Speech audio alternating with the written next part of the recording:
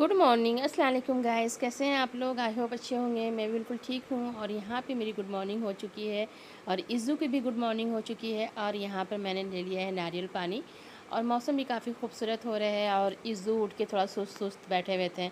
अब बोले थे माई माई मुझे चाय बुत्तू दे दो माई। पता नहीं, हर बच्चे का फेवरेट होता है ना चाय बुत्तू, मेरा भी था बचपन में। और यहाँ पर फिर सरकार भी नहा धो के फ्रेश हो चुके थे और यहाँ पे सरकार नफिल नमाज़ पढ़ रहे थे 2 रिकात, और फिर जाने से पहले पढ़ते हैं। और यहाँ पर फिर मैंने नाश्ता निकाल दिया था सरकार के लिए। और नाश्ते में मैंने बनाया था तुरई की भाजी, रोटी, अंडा, थोड़ा सा हलवा था वो मैंने गरम कर दिया, दही, मलाई तो बस ये था नाश्ता। और साथ में था मेरा छोटा वाला बेटा ईज़ान। और ईज़ान पता नहीं थोड़ा सुस्त थे, यहाँ पे बोले थे मुझे मम्मा घर जाना है। और रात में वो यहीं पे रुका था, लेकिन अभी उसको एक ज़िद हो गया कि मुझे मम्मा घर जाना है, मुझे मम्मा घर जाना। तो मैंने बोला ठीक है बेटा, आप पैंट पहन लो। फिर मैंने नदीम को बोला कि आप ऑफिस जाने से पहले इसे मोहनी के घर पे छोड़ दीजिएगा, मेरी बहन के घर पे। तो बस यहाँ पे नाश्ते हो रही थी और हम दोनों में बात भी हो रहा था। और फिर यहाँ पर फिर मैंने दे दिया था ईज़ान को मतलब कुकू बोतल। और ईज़ान बोले थे माई अल्लाह हाफिज़, अल्लाह हाफिज़। तो फिर यहाँ पे ईज़ान जा चुके थे और सरकार भी ऑफिस जा चुके थे। और फिर मैंने बना लिया था खुद के लिए चाय। जब ईज़ान चले जाते हैं ना तो घर बिल्कुल बिल्कुल सन्नाटा सा लगने लगता है, क्योंकि बाबू दोनों भी स्कूल में रहते हैं इस टाइम। और यहाँ पे मैंने मटन निकाला था, मुझे आज मटन स्टू बनाना था। और मैंने खुद के लिए चाय भी ले लिया और खाना चढ़ा दिया था 1 साइड, क्योंकि ना अब टाइमिंग फ़िक्स होता है कि इतने बजे से इतने बजे मुझे ये करना है। और आज का जो टाइमिंग है ना और भी मेरे लिए बहुत टफ़ है। और हाँ, ये मैंने आज निकाला है ब्लू कलर का स्टॉल। ये मैंने एक शर्ट निकाला है लॉन्ग, मैंने शायद आपके साथ पहले भी शेयर किया होगा, मे भी याद नहीं है, लेकिन हाँ किया होगा। और ये मैंने जीन्स निकाला है। और कहाँ जा रहे हैं तो वो तो इंशाल्लाह आपको ज़रूर दिखाएंगे, आप साथ में ज़रूर चलिएगा। और जहाँ जा रहे हैं ना वहाँ आपको बहुत मज़ा आने वाला है, आप बहुत ज़्यादा एंजॉय करने वाले हैं। तो प्लीज़ आप साथ चलिएगा, बिल्कुल भी आगे का वीडियो स्किप मत कीजिएगा। बहुत ही स्पेशल जगह आपको इंशाल्लाह हम लेके चलते हैं। और टाइमिंग हो रहा था। तो जी गाइस, हम हो गए हैं रेडी। और देखिए मैंने ये पहना है, पूरा तो दिखा नहीं सकते हैं और चलिए निकलते हैं।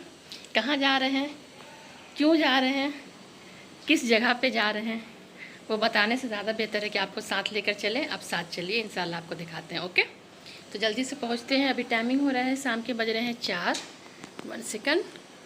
और ऑलरेडी हमें लेट दिख रहा है, ठीक है। और ज़्यादा लेट करें तो। और वीडियो के शुरू में तो थोड़ा सा मैंने आपको दिखा दिया, तो आपको तो अंदाज़ मिल गया है कि आगे कितना मज़ा आने वाला है। और हम जहाँ जा रहे हैं ना वहाँ 1 2 3 नहीं, काफ़ी बिहार के काफ़ी नामी बड़े हस्ती, काफ़ी बड़े बड़े दिग्गज लोग इंशाल्लाह वहाँ पे आपको दिखेंगे। और हम कोशिश करेंगे आपको दिखाने का।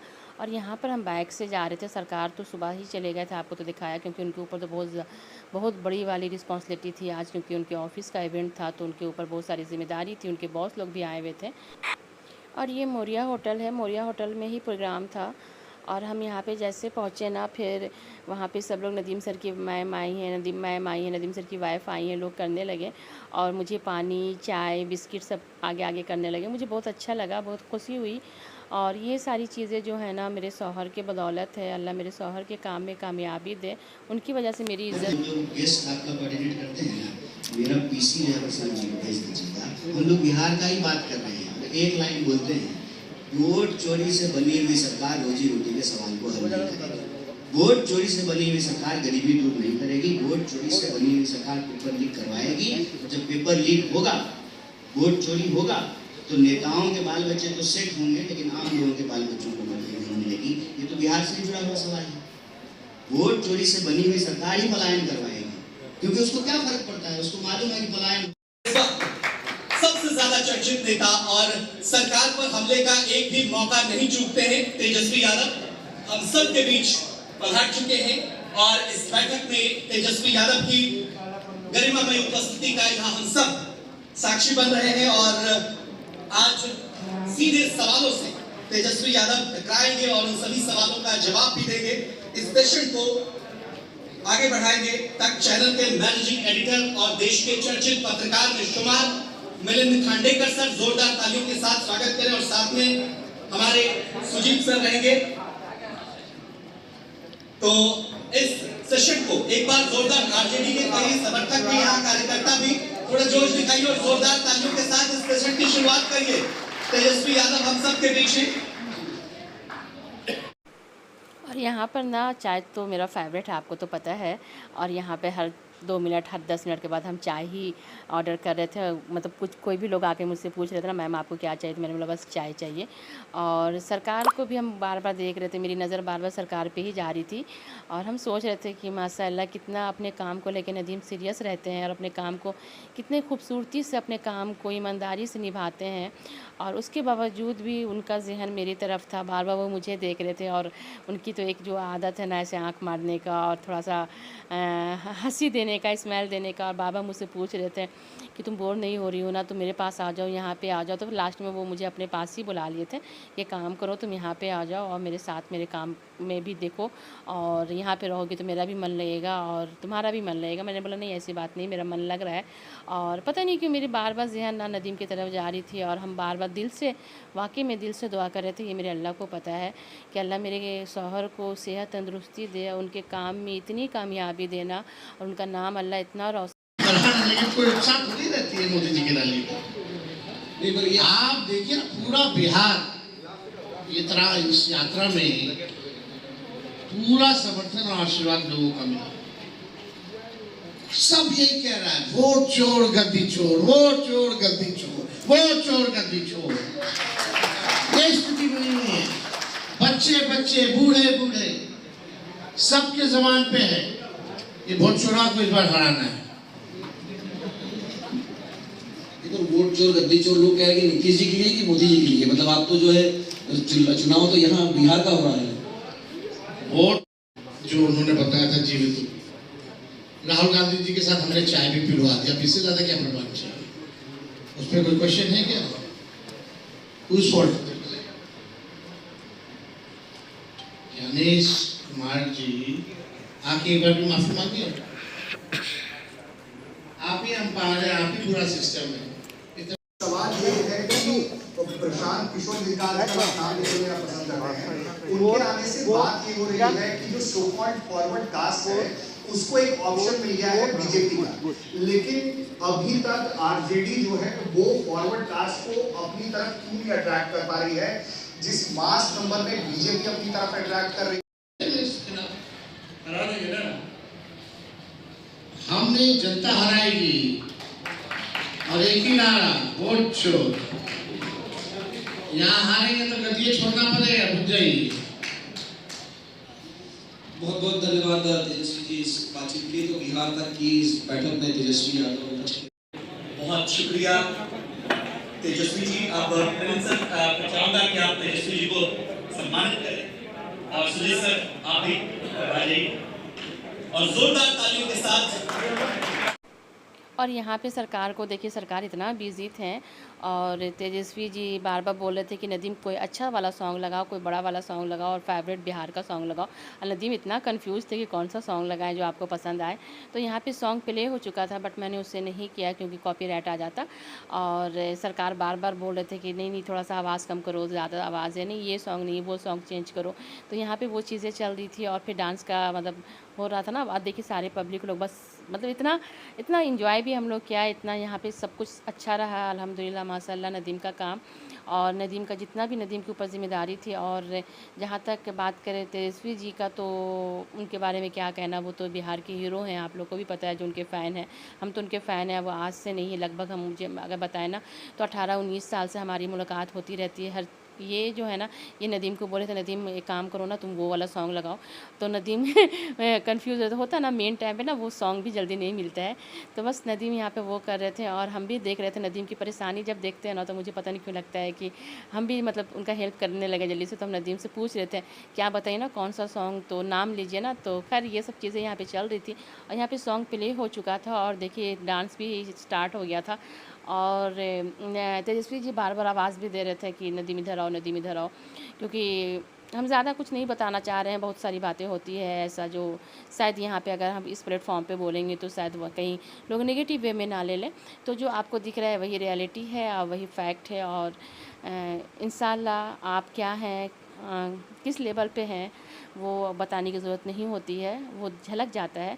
और यहाँ पे सरकार को देखिए, सरकार भी यहाँ पे ना, बस हम पास में ही सरकार के थे और सारे लोग वन साइड थे और हम यहाँ पे स्टेज के पास करीब खड़े हुए थे। और यहाँ पे देखिए डांस स्टार्ट हो चुका था, इतना ज़बरदस्त सॉन्ग था। यहाँ पे नदीम भी साथ में डांस कर रहे थे। अचानक से इतनी पब्लिक टूट पड़ी ना कि कंट्रोल करना मुश्किल हो गया। और नदीम सबसे पहले मेरे को इशारा किया कि तुम थोड़ा साइड हो जाओ। यही होता है ना, मुझे देखिए, आप फील्ड में अपना काम ईमानदारी से कर रहे हैं, लेकिन अगर फैमिली है आपके साथ में और आपका जहन फैमिली पे है ना, तो अल्लाह का लाख लाख शुक्र है, क्योंकि ये हर इंसान में ये चीज़ें नहीं होती है। क्योंकि बहुत लोगों को मैंने देखा है कि जब आप फील्ड में हो तो बस फील्ड में ही है, लेकिन अल्लाह का शुक्र है, अल्हम्दुलिल्लाह मेरे शौहर में वो बात है कि वो दोनों चीज़ को इतना ईमानदारी से निभाते हैं ना। और फिर यहाँ पे तेजस्वी जी जाने लगे थे और ये था प्रोग्राम। और यहाँ पे मैंने आपको तो सब दिखाया, आपने देखा, यहाँ पे पप्पू यादव जी आए हुए थे, यहाँ पे तेजस्वी जी आए हुए थे, यहाँ पे कन्हैया जी आए हुए थे और काफ़ी अच्छा प्रोग्राम। पप्पू यादव जी, तो पप्पू यादव हम सबके बीच आ चुके हैं और आपसे कुछ ही देर में पप्पू यादव के साथ बातचीत होगी। चलिए, बहुत बहुत शुक्रिया रितु जायसवाल जी, आप बिहार तक मंच पर आई, बेबाकी से अपनी बात रखी। और मुझे लगता है कि शायद बहुत कम ऐसे प्रवक्ता होंगे बिहार राजनीति में जो इस दृढ़ता के साथ ये कहते हों। फिर थोड़ा सा ब्रेक लेके ना हम लोग बाहर आ गए थे। नदीम अपना काम किसी और को हैंड ओवर किए थे कि थोड़ा सा संभालो, हम आते हैं, मैडम को कुछ खिला पिला के। तो फिर हम बाहर मतलब वहीं पे थे। तो फिर यहाँ पे हम लोग थोड़ा सा वॉक करके आ गए थे और सॉरी। और नदीम का ना पता नहीं, मेरा ज़हन बार बार नदीम पे था और नदीम का भी ज़हन बार बार मेरे ऊपर जा रहा था। उनको पता नहीं क्यों लग रहा था कि सोनी कहीं अकेला फील ना करे, ऐसा उनको लग रहा था, बट ऐसा नहीं था। तो बस यहाँ पे प्रोग्राम अल्लाह का लाख लाख शुक्र है, बहुत अच्छा रहा, कहीं पर से कोई कमी नहीं रही और बहुत ज़बरदस्त इवेंट रहा, बहुत अच्छा प्रोग्राम रहा। और नदीम के जो बॉस लोग आए हुए थे दिल्ली से, वो नदीम का तहे दिल से, जिसको बोलते हैं ना, तहे दिल से उन्होंने शुक्रिया अदा किया और नदीम को बोला, नदीम थैंक यू, तुमने बहुत अच्छा अरेंजमेंट किया था हर चीज़ों का। और फिर ये लोग जो है ना, ये लोग होटल के मैनेजर थे, ये लोग फिर अपने कामों में लग गए थे। और फिर ये जो लाइट वाले जो होते हैं, क्या बोलते हैं इनको, डीजे वाले जो भी, ये लोग अपने कामों में लग गए थे। और जब सारा कुछ बहुत अच्छे से होता है ना और सारा प्रोग्राम अच्छे से हो गया ना, ये अल्लाह का शुक्र है। क्योंकि थोड़ा सा देखिए क्या है ना, ये लाइव प्रोग्राम चल रहा था, तो कहीं ना कहीं जब सारा प्रोग्राम ख़त्म हो गया ना, तो नदीम इतना ठंडा सांस लिए, इतना रिलैक्स फील किए। जाहिर सी बात है, आप इतने बड़े प्लेटफॉर्म पे काम कर रहे हो और लाइव प्रोग्राम करवा रहे हो और इतने बड़े बड़े दिग्गज का लाइव चल रहा है, खुदा ना खास्ता कुछ भी प्रॉब्लम कहीं पर भी हो गया ना, तो बहुत मुश्किल होता है फिर चीज़ों को सही करना और सब चीज़ को लाइन पे लाना। तो अल्लाह का लाख लाख शुक्र है, अल्लाह का और एक बात तो है कि आप जिस प्लेटफॉर्म पे भी काम कर रहे हो ना, अगर आप ईमानदारी से काम कर रहे हैं, आप अपने पूरे लगन से काम कर रहे हैं ना, तो आपको कोई भी पीछे नहीं हटा सकता है और आपका अल्लाह हमेशा साथ देंगे। क्योंकि आपकी ईमानदारी और आपकी मेहनत में ही आपकी कामयाबी है। तो अल्लाह का लाख लाख शुक्र है कि नदीम 22 साल से आज तक चैनल पे काम कर रहे हैं अल्हम्दुलिल्लाह, और उनको इतनी इज़्ज़त मिली है और इतना सम्मान मिला है। और हर स्टेज पे, हर प्लेटफॉर्म पे, अगर आप मीडिया के किसी भी प्लेटफॉर्म पे जाइएगा ना, तो नाम ही काफ़ी होता है। खैर, हम ज़्यादा तारीफ़ नहीं करना चाहेंगे, अल्लाह का शुक्र अदा करना चाहेंगे कि अल्लाह तेरा लाख लाख शुक्र है कि अल्लाह मेरे शौहर को हमेशा कामयाब करना और कामयाब रखना, उनकी मेहनत कभी ज़ाया मत होने देना मेरे खुदा। और फिर यहाँ पे बच्चे लोग के लिए मैंने कुछ ले लिया था रास्ते में, और फिर हम लोग घर आ गए थे और हम दोनों काफ़ी खुश थे, इसलिए कि काम कामयाब रहा, सब कुछ अच्छा रहा। और क्योंकि देखिए थोड़ा सा तो टेंशन बना रहता है ना कि अल्लाह न करे कुछ हो जाए, तो बहुत बड़ी ज़िम्मेदारी होती है किसी के ऊपर। यहाँ पर आने के बाद फिर हम लोगों ने खाना निकाल लिया था। खाने में था चावल, दाल, मटन स्टू और साग मेरी बहन बनाई थी, वो लेकर आई थी। और फिर हम लोग खाने पे भी डिस्कस कर रहे थे कि चलो अल्लाह का शुक्र है, सब कुछ बहुत अच्छा प्रोग्राम रहा। तो फिर यहाँ पे फिर इज़्ज़ू का डिमांड था कि मुझे कुछ चाहिए, तो इज़्ज़ू के लिए मैंने मंगा लिया था यहाँ पे कोल्ड ड्रिंक, कोन, दही और चिप्स, तो ये सब इज़्ज़ू का था। और ये था मेरा प्यारा सा व्लॉग। और आप लोग ज़रूर बताइए कि आपको कैसा लगा, और आई होप अच्छा लगा होगा इंशाल्लाह। मैंने कोशिश की आपको जो भी है, जहाँ तक है, ज़्यादा से ज़्यादा दिखाने का। अगर आप बोलिएगा कमेंट्स में, तो नेक्स्ट भी इस तरह का आपके साथ शेयर करेंगे, अगर आप पॉलिटिक्स से इंटरेस्टेड हैं तो। अगर नहीं तो फिर हम नहीं करेंगे, क्योंकि हमेशा होता रहता है इवेंट प्रोग्राम, तो कोशिश करेंगे आपके साथ शेयर करने का। और यहाँ पर फिर मैंने थोड़ा सा दही खाया, और इज़्ज़ू का नखड़ा चालू था कि मम्मा, माई, माई, मम्मा, बस चलता रहता है। तो बस ये था आज सारा दिन का प्यारा सा व्लॉग। कल मिलते हैं इंशाल्लाह कुछ अच्छी चीज़ों के साथ, कुछ न्यू चीज़ों के साथ। तब तक के लिए आप अपना ख्याल रखिए, अपनी फैमिली का ख्याल रखिए। अल्लाह हाफ़िज़।